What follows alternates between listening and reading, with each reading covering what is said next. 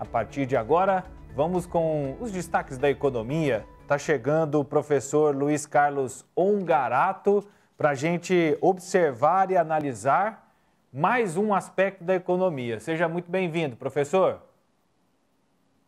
Boa tarde, Tôndolo. Boa tarde a todo mundo que nos acompanha aqui na Sagres. É um prazer estar aqui novamente. Bom, o nosso tema de hoje é China, né? E nos 2 primeiros anos de governo do presidente Jair Bolsonaro, ou nesses últimos 2 anos, a dependência comercial do Brasil em relação ao país asiático bateu recorde e deve ficar e pode ficar ainda maior nos próximos anos. Estamos falando de que a China compra 1/3 do que produzimos em solo brasileiro. E aí, professor, o quanto isso é bom, o quanto isso é ruim, o quanto isso é perigoso?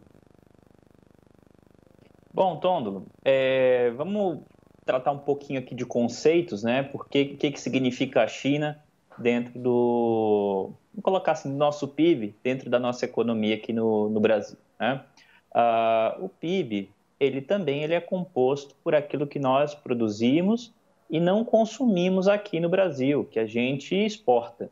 Então, parte do nosso crescimento econômico, ele é vinculado ali às nossas exportações e importações. Exportação é tudo aquilo que a gente produz e manda para outros países, e importação é aquilo que a gente compra de outros países e consumimos dentro aqui do Brasil, tá? A China ser o nosso principal parceiro econômico, ela não está ligada diretamente à questão de governo, né? É algo ligado à própria característica do mundo em si hoje. Então, uma tendência global que a China seja o principal parceiro econômico por ser a maior economia, né, digamos assim, dentro das economias exportadoras, tá? Para ser a maior economia do mundo, em poucos anos a economia da China será a maior do mundo. Então, existe uma tendência mundial que a China, sim, concentre o comércio, seja o principal parceiro, tá, das importações e das exportações do mundo todo.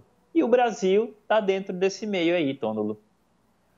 E aí, dentro desse protagonismo da China, é claro que esse número, esse percentual, essa proporção com relação às nossas exportações, ele aumenta porque o Brasil também exportou menos do que em 2020 do que em 2019 por causa da própria pandemia. Mas, diante desse cenário, numa relação econômica, que consequências a gente pode ter dessa dependência tão grande assim da China? E o que isso pode acontecer? Assim, a gente corre um risco, tendo essa dependência, da China começar a querer, sei lá, interferir em algumas questões, ameaçando deixar de comprar do Brasil e comprar em outro país, por exemplo? Tôndolo, nessa questão, né, a gente tem que se basear bastante como a gente já comentou outras vezes, no liberalismo, né? O liberalismo, ele justifica o comércio internacional entre os países, entre as nações, né?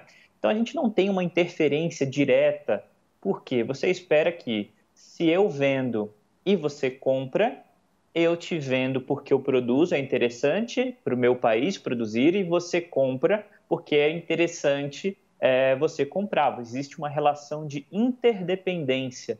Então, não existe, por exemplo, dados os produtos que o Brasil exporta hoje, que são basicamente commodities, minerais e agrícolas, tá, para a China, e tem a ver muito com a alimentação do chinês ou com alimento para a produção de frango, carne suína, né, na própria China, que a China produz muito para o seu próprio consumo. Então, pelo Brasil ser o principal produtor de algumas commodities, como milho, soja, e ter uma quantidade suficientemente grande para a exportação, tá?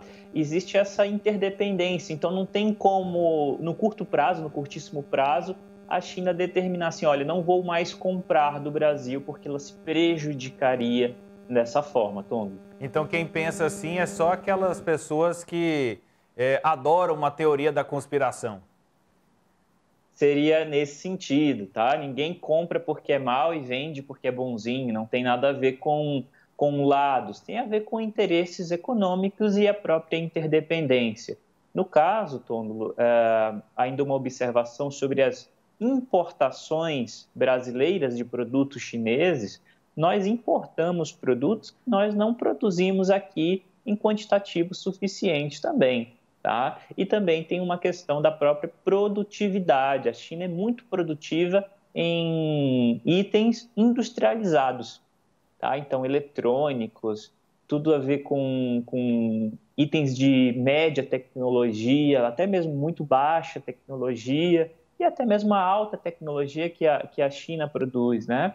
Então, nós exportamos minério de ferro, alumínio e importamos aí eletrônicos e outros produtos para o lar. Existe um nível ideal, um percentual ideal para... E aí não estou falando só da China, poderia ser os Estados Unidos, poderia ser a Holanda, a Argentina, o Japão, que são os 5 principais países que compram os nossos produtos. Existe um nível ideal que a economia sugere? Não existe um nível ideal porque vai depender do, digamos assim, do aquilo que você produz. Tá? Então, quando a gente fala exportar para um país, nós estamos exportando para empresas. E aí, dependendo do tamanho do país, vai ter aquele um quantitativo X, Y, Z, né? 1.000 empresas, 2.000, 3.000, 5.000, 10.000 empresas. Tá? Então, não é a dependência, aí a concentração em países, Tôndolo, é mais, vamos colocar assim, o problema não é o aumento da China, porque o Brasil, ele é praticamente, dentre das 10 maiores economias do mundo, o Brasil só exporta e importa, né, vamos colocar assim, da corrente de comércio internacional de todos os países, o Brasil sempre oscila cerca de 1%, 1,1%, 1,2%, 1,3%. Então, nós somos, em termos quantitativos, aí em dólar, um país muito pequeno internacionalmente. O que tem que ligar o alerta, Tôndolo, e você que nos acompanha? É o Brasil abrindo mão de parceiros tradicionais, como a Argentina, por exemplo, que sempre foi um grande parceiro, e o que a Argentina compra do Brasil é muito mais importante para a geração de empregos do que, em termos de quantitativo de empregos, tá? Do que a própria China, em termos proporcionais, porque a Argentina compra, por exemplo, os nossos eletrodomésticos, carros e outros produtos industrializados, tá? Que, no caso, a China não nos compra, compra apenas produtos primários. E aí, professor, o que a gente pode fazer para diminuir essa dependência e aumentar as nossas exportações? O que a gente deve ou o que deveria estar fazendo? Tôndolo, existe vamos colocar assim, duas questões que é o que é falado, né, pelos governos, pelas políticas de governo e o que de fato é feito. Isso é tradicionalíssimo do Brasil já há 100 anos, isso não interfere em questões de governo, se é o governo A, B, C, D, E, F, né? Não interfere. Existe um esforço grande para a promoção de exportações do Brasil, tá? Principalmente dos produtos industrializados, como aqui no nosso caso em Goiás, a gente tem um polo de confecções, né, que fala-se muito de exportar produtos, a questão de produtos alimentícios também, de exportação de produtos. Então, se fala muito disso, mas na hora de grandes investimentos do Brasil, o Brasil ele acaba que promove muito, ele fica muito acomodado nas exportações de commodities, porque dá um volume muito maior, nós somos muito mais produtivos e o resultado é em curto prazo. Quando a gente fala de se lançar ao mercado internacional, Tôndolo, imagina que uma empresa hoje, se nós fôssemos, eu e você, abrir uma empresa hoje para começar a exportar roupa de banho, imaginar assim, algo que a gente sabe produzir aqui no Brasil, mas provavelmente para a gente concretizar a nossa primeira exportação poderia levar 1 ano, 2 anos, até nós termos uma rede de negócios bem estabelecida.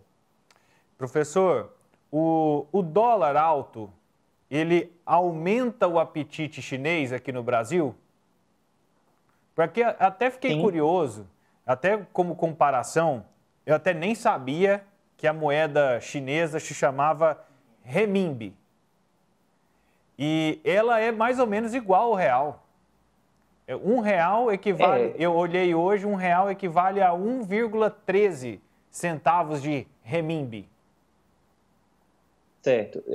Então, no caso aqui, não é uma questão de conversibilidade de moedas, mas sim existe uma outra teoria, aí vou falar um pouquinho de economês aqui para você entender, e eu vou dar um exemplo, tá? Existe uma teoria chamada poder de paridade de compra, PPC, tá? O que significa isso?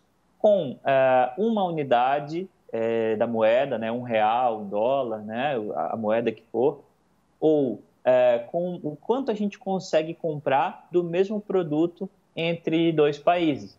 Imaginar assim que a gente tem lá aquele refrigerante super famoso que a gente tem, que a gente consegue consumir ele em qualquer parte do mundo. Quanto é que ele custa na China e quanto é que ele custa no Brasil?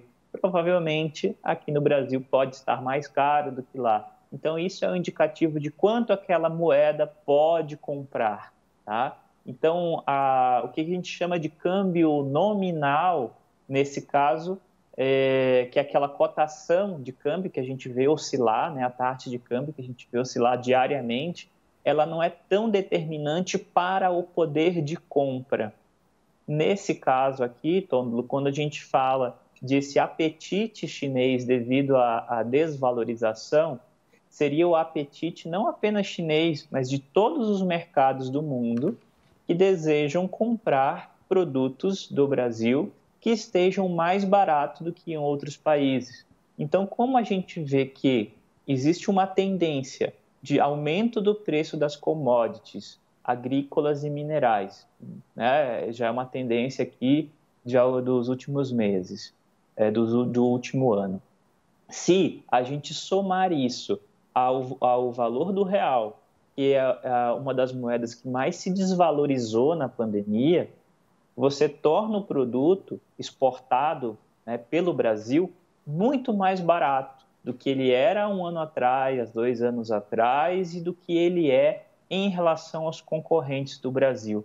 Então, sim, isso aumenta o apetite da China e também de todos os outros parceiros do Brasil, tá, para esse produto que é bastante competitivo, que são nossos commodities agrícolas e minerais.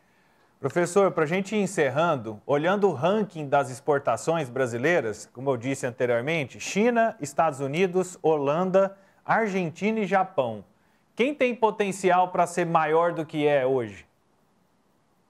A Argentina é o principal país, que ele tem um potencial muito grande, mas as nossas relações com os nossos irmãos aqui, os nossos vizinhos, ela vem se deteriorando com o tempo, tá? Então, é algo que não é interessante para o Brasil, uma Argentina em crise. Por quê? A Argentina compra muito. A Argentina, classicamente, tá? O Mercosul ele foi criado por conta disso, porque o Brasil, sim, sempre foi um parceiro muito tradicional da Argentina e vice-versa. Nós temos uma interdependência econômica, um país com potencial muito grande de comércio para nós, aqui no Brasil, tá? Então, quem está fora do seu lugar aí é a Argentina. Não é os Estados Unidos exatamente, não é a China. A Holanda é um entreposto para a Europa, tá? Então, de acordo com o crescimento da Europa, só que a Europa não cresce muito. Então, qual que é o país emergente que teria um potencial muito maior de crescimento? Comparado ao que a gente já tem, a China já é grande, os Estados Unidos já é grande, o Japão já é grande, a Europa também. A gente tem a Argentina, que já foi nosso segundo maior parceiro econômico. Professor, muito obrigado pelos esclarecimentos, pelos alertas e pelo conhecimento. E até a próxima semana. Até a próxima semana, Tom. Um abraço a todos. Tchau, tchau. Esse é o professor Luiz Carlos Ongarato, participando aqui na nossa programação, participando aqui no nosso Sagres em Tom Maior, explicando um pouco desse economês, da gente entendendo as relações internacionais A gente entende um pouco da geopolítica com Sagres Internacional e vai tentando entender um pouco aqui na economia internacional.